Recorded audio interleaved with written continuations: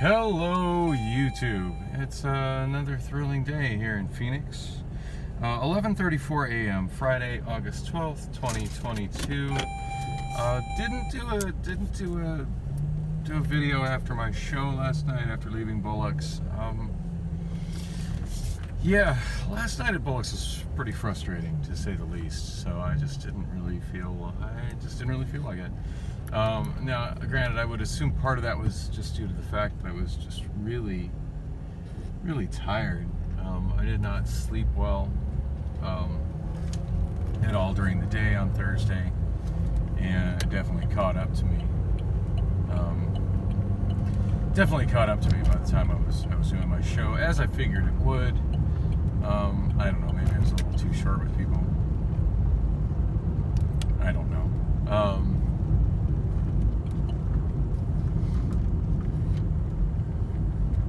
Anyways, one bitch apparently just did an extensive amount of she came up and was exceptionally rude with me and didn't seem to it's like, ask a question, I answer a question. If you don't like the answer to the question, I'm sorry for the inconvenience. I've long since had a policy when it comes to karaoke, which personally I wish all karaoke DJs would have for the betterment of their shows, and that's that I don't repeat any song throughout the duration of a show. Once somebody has sang a song, that song has been sang, and I'm not letting anybody else sing it. So, it's kind of on a first come first serve basis on singing a specific song. I mean, nobody wants to hear the same shit over and over and over. And if somebody sings a song, kind of rude to be like, you know what, I can sing that same song and I can sing it better than them. I mean, that's just, I don't know, it just strikes me as really bad form. But anyway, the one song that happens most with at Bullocks Cocktails is Tyrone by Erykah Badu. I don't know what it is that makes every single black woman in that bar think they need to sing that song, but most of them all understand. It's kind of, whoever gets there first and puts it in first gets to sing it, and see y'all back next week. And consequently, it's not unusual for me to tell 4 or 5 women throughout the night that they can't sing that song because somebody already sang it. There's a handful of other songs that occasionally happens with, but it's just literally an every week thing with, oh wow, I'm seeing this weird thing with my picture vibrating. So I looked up at my screen and it was just vibrating in a really bizarre way. Anyway, so that's a every Thursday thing of telling anywhere from 1 to 4 different women, yeah, somebody already sang Tyrone. I probably got 12 other Erykah Badu songs. Feel free to sing one. And then let's not forget, I probably have 40,000 other songs that you could sing, and easily access to 40,000 more. So there's other songs to be sang if you sing them.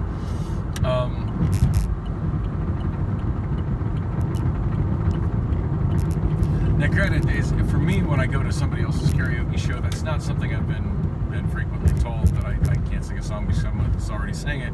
But as a general rule, I tend to refrain from singing songs that are played out that everybody is trying to sing. I try to be more original than that. However, some people are just, I don't know, they're just not that original. What can you do?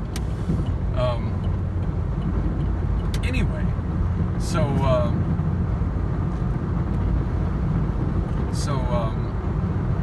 Honey came in. She was the first one put in to sing Erykah Badu, Tyrone, so she sang it. Did a fabulous job, as per always. And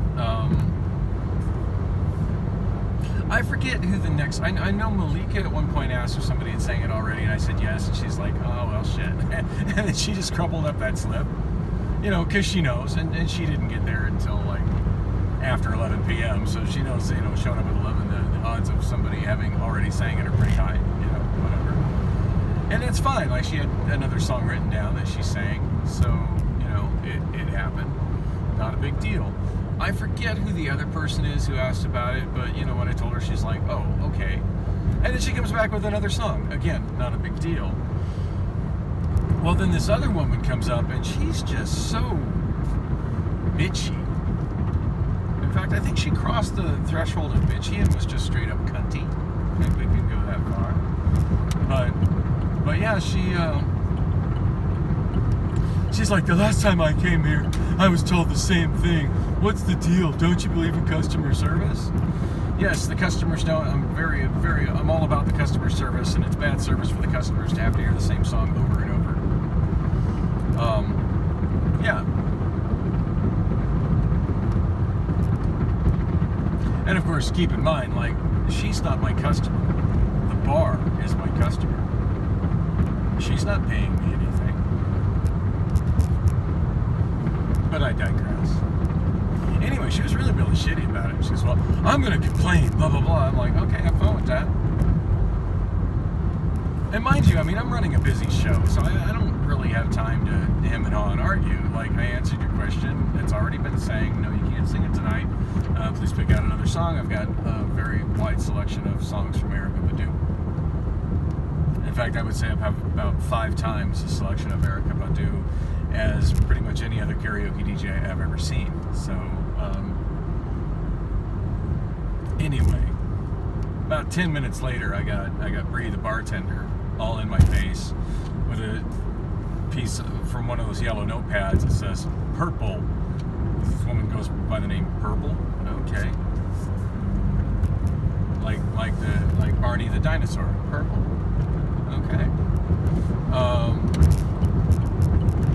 It just says "Purple Tyrone" on it. It's like, you need to let her sing that. I'm like, you know, it's already been sang. Well, that doesn't matter. You need to let her sing it. I said, really? That's pretty unfair to the other 2 people that I told couldn't sing it because it's already been sang. She goes, well, it just doesn't matter. You need to let her sing it because Jim and Raina are on vacation. I don't understand what Jim and Raina on vacation has anything to do with somebody's song selection and singing songs already been sang. But that's what she says. Jim and Raina are on vacation, and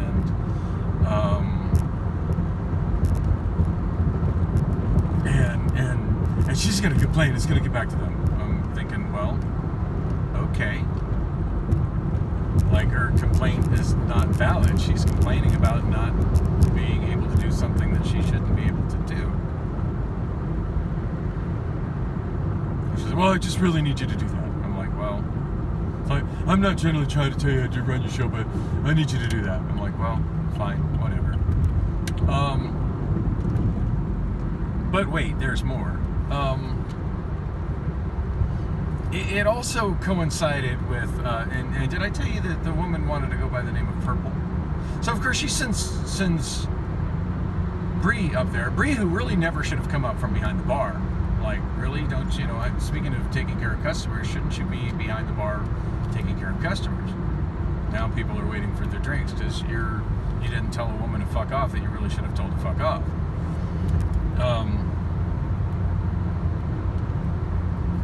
That's one thing I always liked about working at Gilligan's and Castaways versus other places I've hosted karaoke at. When it came to situations like that, Gilligan's and Castaways always had my back, and usually realized the person complaining about karaoke was just a self-centered asshole whose complaint was invalid. So, and you know that I'm running my show as I best seem fit for everybody, not the one self-centered asshole who thinks that they need to sing a song that somebody else already sang, that already other people have been told, hey, that's already been sang, you know, you come back and sing it on, I want to say they can come back and sing it on Sunday, but I don't think Gary has that song, so I can come back and sing it next week. Of course, Gary, if he doesn't have a song, what he does is he's got a little tablet that's like behind, like out of the way, like behind where you've got to stand separated from everybody and read off a little teeny tiny screen. Unless you know the words, of course, but which seems to me just painfully awkward, but as people are happy with that. Anyway, whoa. Whoops. I just cut somebody off. Whoopsie.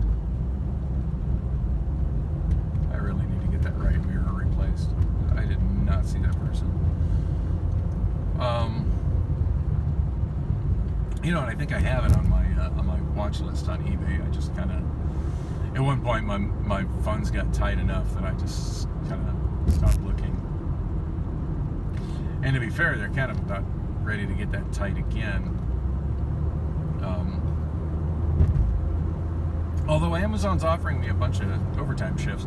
In fact, that's kind of the thing that was frustrating, because there was another incident with the woman that was, and I might get to that, although I'm almost a Bullock, so I might not get to that. It basically surrounded around somebody else. Like, it's funny, some black women have names that are just hard to pronounce, and sometimes it stems from just really bizarre spellings of the hard to pronounce name, which is apparently a black culture thing. But anyway, so yeah, this woman came up, and I forget what the song was she was putting in to sing. It was a decent song. I think it was a Brandy song or something. You know, whatever. No problem with her song or anything, and she clearly wrote down. But when I looked at her name, I'm like, it's just this, like, I couldn't even begin to imagine how to pronounce it. And I was like, how do you say your name? And she goes, oh, you can just call me Poo Poo. And I'm like, wait, what? I'm like, Poo Poo.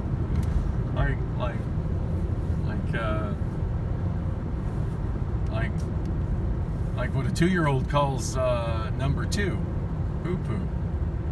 Or what the doggy did in the yard. He went Poo Poo.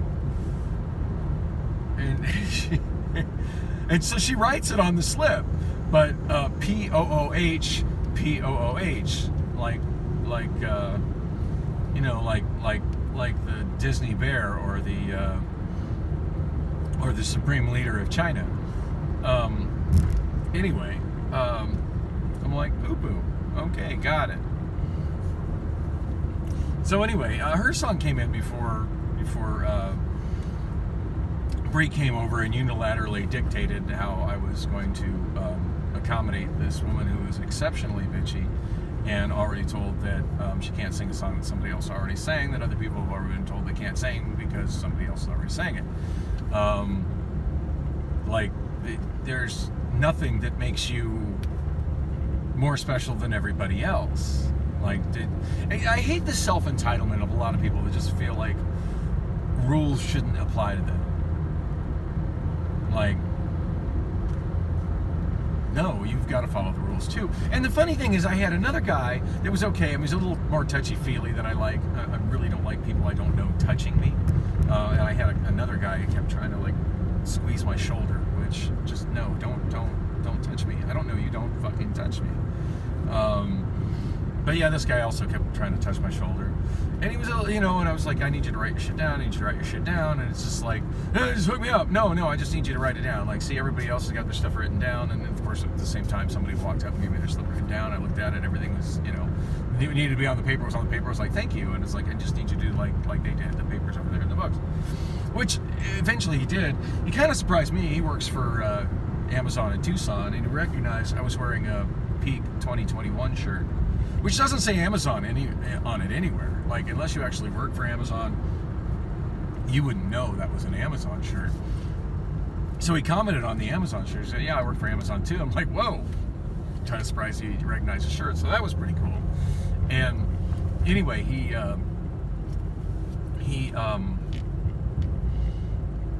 because I asked where he was, and he said TUC3. I'm like, oh wow, Tucson, you're out of your area. He goes, oh yeah. And I was like, I'm GYR3 out on the west side. It's like, cool. And anyway, he comes back with his slip, and I put it in.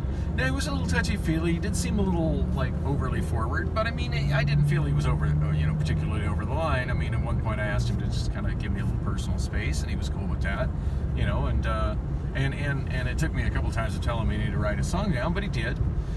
And anyway, as I was... Oh, that's Camelback, not Bethany. Whoops. Anyway, as I was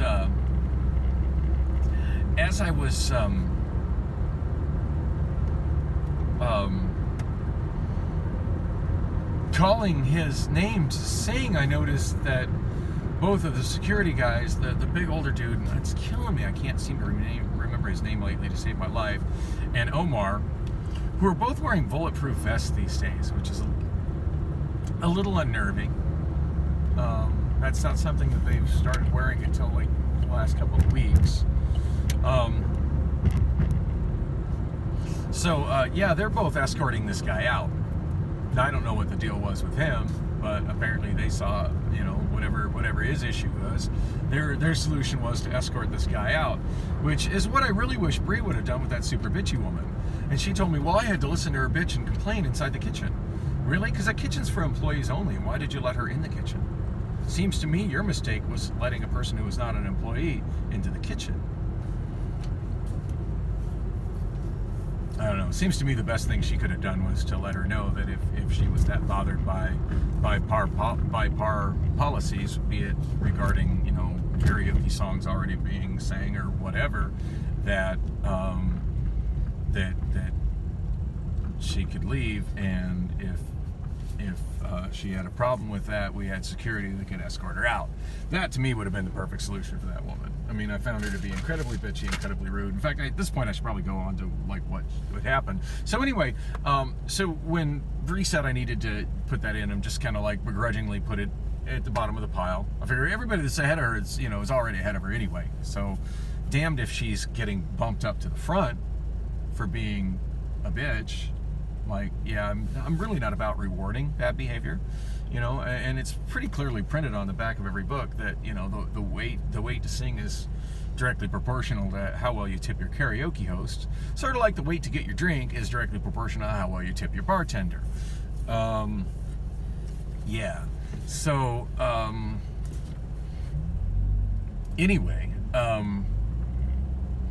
I did have people that were tipping. I mean, I didn't bring home a lot in tips last night, but I think it's about $17, which is about $17 more than I normally get. So, thank you everybody who tipped last night. People who had not been causing me issues certainly were all ahead of her, including Poo Poo. Well, anyway, as I was calling Poo Poo, which of course sounds very obnoxious on the microphone, you're on the wrong side of the road, California plates. As I was calling Poo Poo, this woman is right up at my table and starting to get in my face again. And she goes, it's not, oh, that's an interesting outfit. I think that is a working woman there on her way to 27th Avenue. Anyway, as I'm calling out Poo Poo, she goes, it's purple, stop making fun of my name. I said, no, that's your slip there. Yes, it says purple on it. Yes, and this slip, which is crazy. When I'm on the mic and I'm emceeing, that is not the time to argue with me. Unless you want to be drug into an argument on the microphone, and then don't bitch because you got drug into a microphone on an argument on a microphone. You drug yourself into that. Anyway, it would have been really nice had Poo Poo shown up and grabbed the mic, because it was her song, and I'm like, no, I'm singing that. And maybe I could have just played the song that Poo Poo was going to sing, but then I was concerned that she might come up and this chick had already sang her song, and I didn't want to create that situation. But yeah, Poo Poo never showed. I tried to show the cunty, purple the cunt, the slip that said Poo Poo on it, but of course she wasn't, she was too busy flapping her lips to actually look at anything or listen to anything. Which at that point I was just like, whatever. So I play her song and put her on. And wouldn't you know it, 2/3 of the way through the song, she just hands the mic back to me, doesn't even finish her song. So, she did get a good crowd response. And I guess there'd been probably enough turnover since it had first been sang that people didn't strike it as redundant. To me, it's, and sometimes I'll let that sort of thing happen. But at this point, for me, the bigger issue was that I think I still had two people in the room, even though Honey had already left. I still had two people in the room that I had already told, no, Honey just sang that, and it just seemed really unfair to them for them to suddenly hear somebody else singing it while they were already told no. But I guess Bree, didn't, doesn't see that. She's just all about facilitating this woman's bad behavior instead of telling her that she needs to leave. Anyway, at the end of the night, I'm sitting there to get my money, and Bree comes up and starts going, well, there was a lot of other complaints and blah, blah, blah, and you need to be better and this and that. And I'm thinking to myself, I'm thinking to myself, I've been here a year and a half, and I've not got any kind of a cost of living raise. I've never got any kind of raise for how much I've increased the business. And I overheard the bartenders all saying, a couple of the bartenders saying, oh, tonight was awesome. God, I made my rent tonight. Really? Because I got like $17 in my tip jar and $125 cash and fish and chips and a couple pitchers of cheap ass light beer. And in order to do the shift, I turned down an overtime shift at Amazon, which, let me look how much that actually pays. So let's see, I'm $15.75 an hour times 10, and then time and a half, so I times 1.5 equals. So yeah, had I gone to work at Amazon and taken that shift and just not shown up here last night, instead of making $125 plus 17, so let's just round up and be generous and include the food as a little something something and say 145 bucks ish, right? Instead of making 145, I could have, before taxes, been making $236.25. Also, I've heard a pretty well-sourced rumor that cost of living raises are going to be happening at Amazon in October. So, wow, really? So I'm dealing with bullshit, and you're gonna come at me like, oh, you need to accommodate people better, or we're gonna be reevaluating whether or not we can keep you. Y'all be lucky if I show up next week.